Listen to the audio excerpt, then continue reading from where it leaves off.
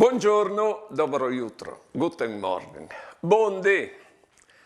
Un cinesut è venuto a finire di fare gli elementari scadinò e lo hanno intervistato.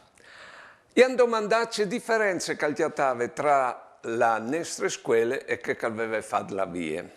E lui ha detto, che avessi bidei che l'anno non io vinca la dite, perché finita la scuola non ho vinto di fare la pulizia e metti a posto tutto che le fuori di posto.